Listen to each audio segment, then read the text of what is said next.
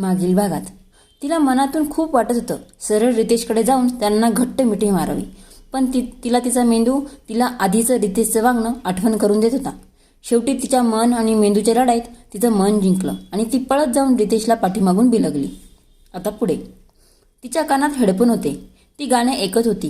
तिने रितेशला मागून मिठी मारताच तिचे हेडफोन मोबाईलमधून निघाले व मोबाईलमधील गाणं लाऊडस्पीकरवर प्ले झालं. वे मैं तेरी हो गैया मुझे दूर ना करी, ये डोर मोहब्बत की कमजोर ना करी.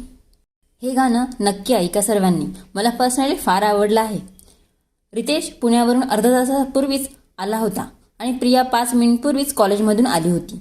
प्रियाला माहीत नव्हतं रितेश येणार आहे असं, आणि रितेशला पण माहीत नव्हतं प्रिया कॉलेजमधून आली आहे असं. रितेशला अचानक प्रियाने मागून मिठी मारली आणि रितेशच्या छातीत अचानक धडधड वाढली. पण त्यालाही खूप आवडलं प्रियाने त्याला असं मिठी मारली म्हणून. तो स्तब्ध उभा राहिला. तिची मिठी अनुभवत होता आणि बॅकग्राऊंडला ते रोमॅन्टिक गाणंही चालू होतं. इतक्यात गाणे संपते आणि प्रिया भानावर येते.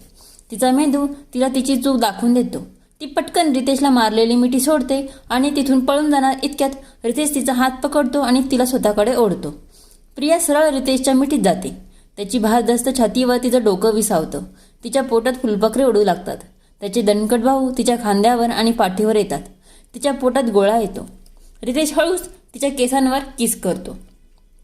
तिने आज सकाळीच केस धुतलेले असतात, त्यामुळे त्यातून तिच्या शॅम्पूचा मंद असा सुगंध त्याच्या नाकात जात असतो. त्या सुगंधामुळे रितेश प्रियाकडे ओढला जातो.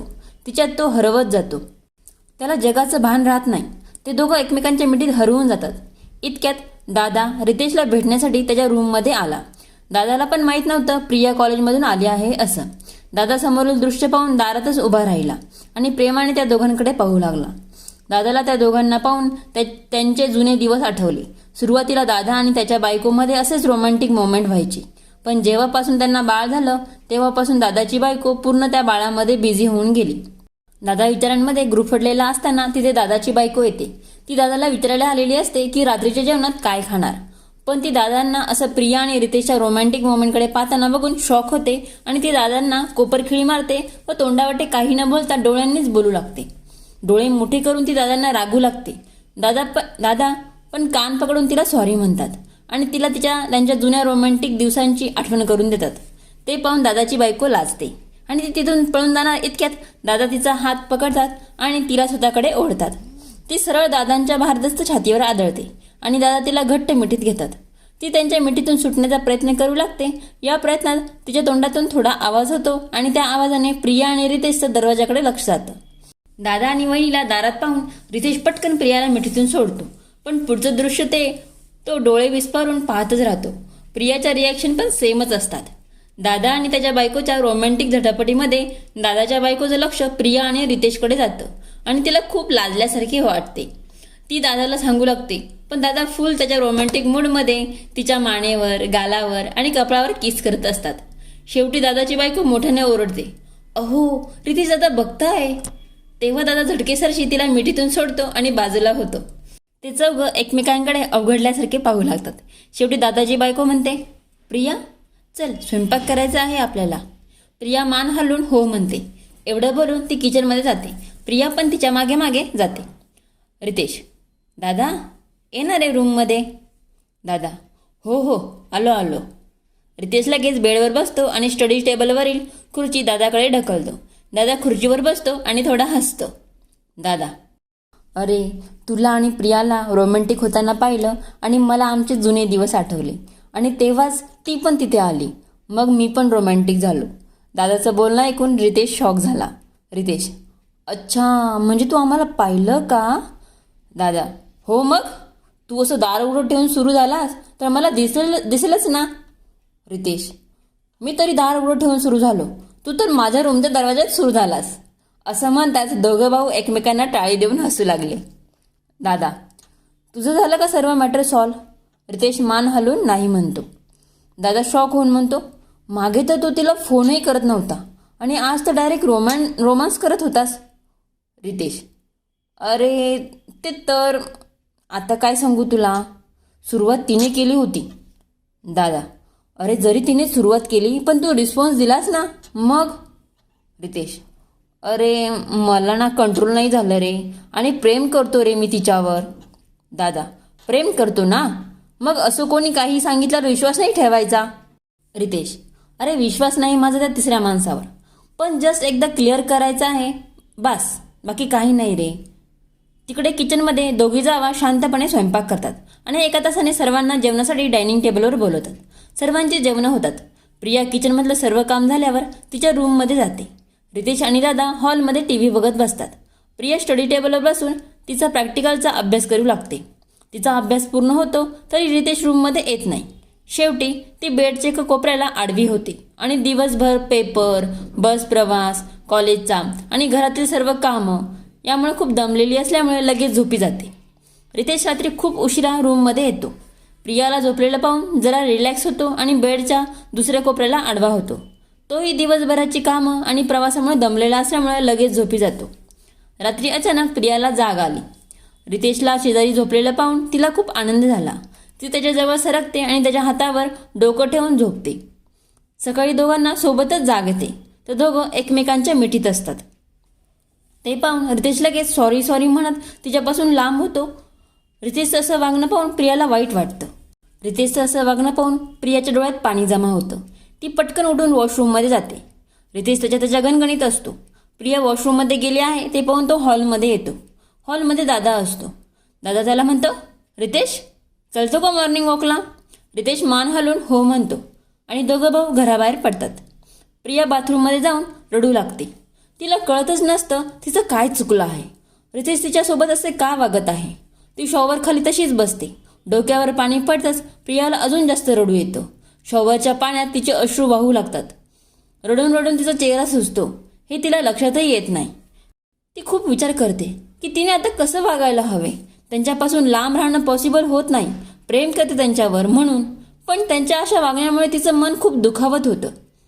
रितेश आणि दादा मॉर्निंग वॉक करून घरी येतात. घरी आल्यावर दादाची बायको दोघांना नाश्ता वाढते. रितेशला प्रिया किचनमध्ये दिसत नाही. तो विचार करू लागतो, प्रिया अजून रूममध्येच आहे का? काय करते आहे ही इतका वेळ रूममध्ये? रितेश पटकन नाश्ता करतो आणि रूममध्ये येतो तर प्रिया रूममध्ये पण नसते. रितेश विचार करतो, ही रूममध्ये पण नाही, किचनमध्ये पण नाही, मग गेली तरी कुठे? विचार करता करता रितेश वॉशरूममध्ये जाऊ लागतो तर वॉशरूमचा दरवाजा आतून बंद असतो. रितेश लगेच दरवाजावर नॉक करतो. दरवाजाच्या आवाजाने प्रिया भानावर येते आणि मनाशी पक्क ठरवते, किती काही झालं तरी ह्यांच्याशी मी स्वतःहून बोलायचंच नाही. ती पटकन शॉवर बंद करून ड्रेस बदलून बाहेर येते. ती बाहेर येताच रितेशचं लक्ष तिच्या चेहऱ्याकडे जातं. तिचा चेहरा सुजलेला असतो. रितेश वॉशरूममध्ये जायचं सोडून तिच्याकडे पाहत विचार करू लागतो, ही सकाळपासून वॉशरूममध्ये गेलेली होती, हिचा चेहरा का सुजला आहे? डोळे पण सुजलेले दिसत आहे. रितेश वॉशरूममध्ये जायचं सोडून तिच्याकडे पाहत विचार करू लागतो, ही सकाळपासून वॉशरूममध्ये गेलेली होती, हिचा चेहरा का सुजला आहे? डोळे पण सुजलेले दिसत आहेत. ते पाहून रितेशला समजतं की ही सकाळपासून वॉशरूममध्ये रडत होती की काय. प्रिया मिररमध्ये बघून केस विंचरत असते. रितेश लगेच तिच्या जवळ गेला आणि विचारतो, काय झालं तुला रडायला? प्रिया काहीच बोलत नाही. रितेश परत तेच विचारतो तरी प्रिया काहीच बोलत नाही. ती केसांचा अंबाडा घालते आणि किचनमध्ये जाण्यासाठी निघते. इतक्यात रितेश म्हणतो, माझ्या वागण्याचा जास्त विचार नको करू, सध्या तुझ्या परीक्षावर लक्ष केंद्रित कर. तरी प्रिया काहीच बोलत नाही. ती रूमच्या दरवाजाकडे जाऊ लागते. ते पाहून रितेश तिच्या रस्त्यात दोघं हात आडवे करून उभा राहतो आणि म्हणतो, मी तुला काहीतरी सांगतो आहे, तुला ऐकू येत नाही आहे का? तरी प्रिया काहीच बोलत नाही. तिला लगेच एक आयडिया सुचते. ती बेडवर चढून रूमच्या दरवाजाकडे जाऊ लागते. ते पाहून रितेश लगेच तिच्या मागे जातो आणि रूमच्या दरवाजामध्ये तिचा हात पकडतो. त्याने तिला टच करताच तिला सकाळचा प्रसंग आठवतो. ती लगेच हळू आवाजात पण चिडून थोड्या कठोर शब्दात त्याला म्हणते, डोंट टच मी. तिचं असं बोलणं ऐकून रितेशला राग येतो. तो तिचा हात सोडतो आणि सरळ वॉशरूम मध्ये जातो. वॉशरूमचा दरवाजा जोरात बंद करतो. त्या आवाजाने प्रिया दचकते, पण ती पण सरळ किचन मध्ये निघून जाते. दुपारी सर्वांची जेवणं होतात. रितेश डायनिंग टेबलवर सर्वांना सांगतो, उद्या सकाळी माझी ट्रेनिंग आहे तर मी आज सायंकाळी 4 वाजता पुण्याला जायला निघतो आहे. रितेशची आई, अरे बेटा, कालच तर आलास तू आणि आज लगेच जातो आहेस. आज थांबून उद्या पहाटे जा. दादा, अरे रितेश, उद्या पहाटेच्या बसने तू जाऊ शकतोस ना? दादाचं छोटं बाळ पण म्हणतं, चाचू आज नको जाऊ ना, आपण आज रात्री आईस्क्रीम खाऊया. रितेश लगेच त्या बाळाला कडेवर उचलून घेतो आणि म्हणतो, नाही रे बेटा, आज नको आईस्क्रीम.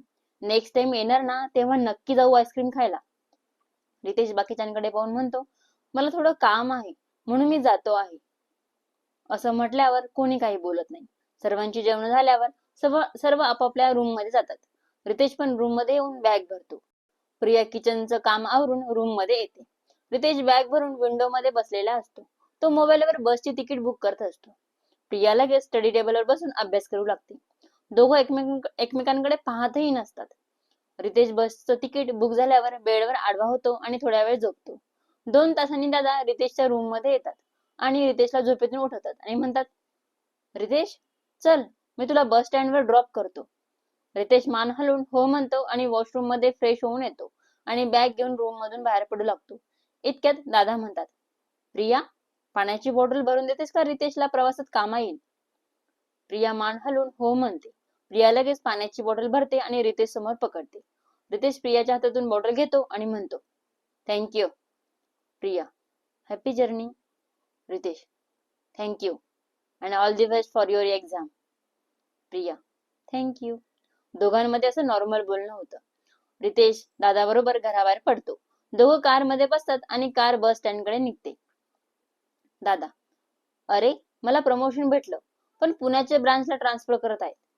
पेमेंट मध्ये पण इन्क्रीमेंट होणार आहे, तर जरा कन्फ्युजन चालू आहे. ऑफर ऍक्सेप्ट करू की नको. रितेश, अरे वा, कॉंग्रॅच्युलेशन दादा. दादा, थँक्यू. रितेश, पण कन्फ्युजन कसलं रे. दादा, अरे आई पप्पांना सोडून पुण्यात शिफ्ट होण्याचं. आई पप्पा ऐकतील का. त्यांना आवडेल का मी असं शिफ्ट झालेलं. रितेश, हे बघ दादा, तुझेच वाक्य मी तुला ऐकवतो आहे. हेच वय आहे पैसा कमवायचं, त्यासाठी कुठेही जायला तयार असलं पाहिजे. दादा, बरोबर आहे तुझं पण. ओके, मग फायनल झालं माझं डिसिजन. ऍक्सेप्ट करतो मी offer. Ritesh, good one. Once again congratulation. दादा, पार्टी पाहिजे आता. दादा, अरे आज तुझ्या बरोबर बोलून फायनल करणार होतो आणि घरात सांगणार होतो आणि पार्टी पण देणार होतो, पण तू पुण्याला जातो आहेस, मग आता. दादाचं बोलणं ऐकून रितेश थोडा कन्फ्युज झाला, पण लगेच म्हणाला, आज तू घरातल्यांना पार्टी दे, पुण्याला आल्यावर मला पार्टी दे, ओके. दादाने जरा नाराजीनेच रितेशला ओके म्हणाला. बस स्टँडवर दादाने रितेशला ड्रॉप केलं आणि दादा घरी आला. प्रियाने सायंकाळचा चहा केला सर्वांचा आणि दोघं जावा स्वयंपाक करायला लागल्या. इतक्यात दादा त्यांच्या बायकोला म्हणाले, आज स्वयंपाक नको करू, आपण सर्व बाहेर जाऊ जेवायला. सासूबाई म्हणजे रितेशची आई, आज काय विशेष, कुणाचा वाढदिवस पण नाही आज. मग मग का जायचं बाहेर. दादा, मला प्रमोशन मिळालं ग आई. सासूबाई, अरे वा, अभिनंदन बेटा. सासरे, अभिनंदन बेटा. दादा, थँक्यू, थँक्यू सो मच. दादा लगेच आई वडिलांचा पाया पडतो. प्रिया पण दादाचं अभिनंदन करते. रात्री सर्व बाहेर जेवायला जातात. हॉटेलमध्ये असतानाच दादांना रितेशचा फोन येतो पुण्याला पोहोचलो हे सांगण्यासाठी. दादा मोठ्याने सर्वांना सांगतात रितेश पुण्याला पोहोचला असं. प्रिया समजून घेते, तिला जे समजायचं ते. घरी आल्यावर लगेच प्रिया रूम मध्ये जाऊन अभ्यासाला बसते. उद्या तिची प्रॅक्टिकल परीक्षा असते. असेच 10 दिवस जातात. प्रियाचे चारही प्रॅक्टिकल परीक्षा होतात. आज शेवटची परीक्षा देऊन प्रिया घरी येत असते. जो, प्रिया आणि राहुल बस स्टॉपवर उभे असतात. इतक्यात तिथे पूजाचा बॉयफ्रेंड, तेजू आणि सुनील हा तेजूचा बॉयफ्रेंड आहे. प्रिया त्यांना पाहून त्यांच्याकडे लगेच पाठ करून उभी राहते. तिला असं घाबरलेलं पाहून पूजा थोडं कोड्यात टॉन्ट पास करायला सुरू करते. पूजा, अरे हिचा हिरो सोडून गेला वाटतं हिला. असं बोलताच सुनील आणि पूजा मोठ्याने हसू लागतात. तेजू आणि पूजाचा बॉयफ्रेंड काहीच रिॲक्ट होत नाही. प्रियाला हे ऐकून खूप वाईट वाटतं, पण ती काहीच रिॲक्ट होत नाही. पूजा, महिना झाला एकदा पण हिरो दिसला नाही हिरोईन सोबत, कॉलेजला सोडवायलाही आला नाही, याचा अर्थ नक्कीच सोडून गेलेला दिसतोय. यावर परत ते दोघं हसू लागले.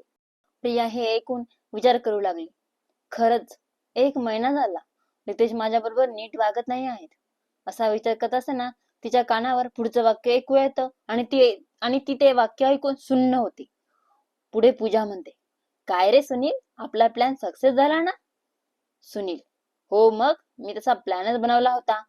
एवढं बोलून सुनील लगेच पूजाला इशाऱ्याने खुणवतो की आता गप्प राहा. तेजू लगेच सुनीलकडे बघते आणि म्हणते, काय प्लॅन? कोणाचा प्लॅन? कोणाला प्लॅन मध्ये अडकवलं तुम्ही? कोणाच्या आयुष्याबरोबर खेळतो आहेस तू? मी तुला आधीही सांगितलंय, ती जरी माझ्याशी बोलत नसली तरी एकेकाळी ती माझी बेस्ट फ्रेंड होती. मला तिला असं त्रास दिलेला आवडणार नाही. चिडवण्यापर्यंत गोष्ट ओके होती, पण तिच्या आयुष्यात तू काही मॅटर करून ठेवला असेल ना, तर बघ मग. समजलं? तेजूचं असं रौद्र रूप पाहून पूजा घाबरली. ती जरा 2 पावले मागे झाली. इकडे प्रिया हे सर्व ऐकून सुन्न झाली. तिला थोडी लिंक लागली रितेशच्या बदललेल्या वागण्याबद्दल.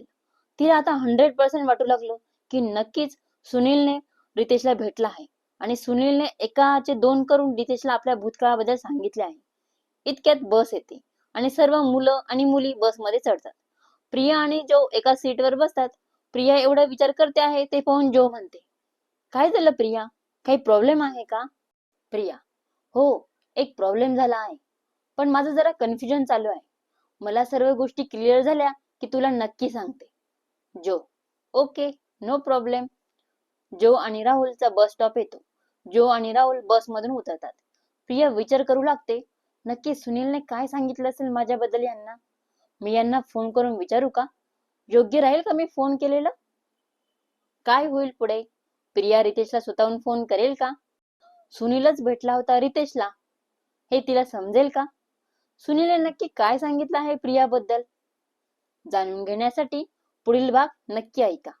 त्यासाठी चॅनलला सबस्क्राईब करा, म्हणजे पुढचा भाग पोस्ट करताच तुम्हाला त्याचं नोटिफिकेशन मिळेल. कथा आवडल्यास नक्की लाईक करा, शेअर करा, कमेंट करा आणि सबस्क्राईबही करा. थँक्यू.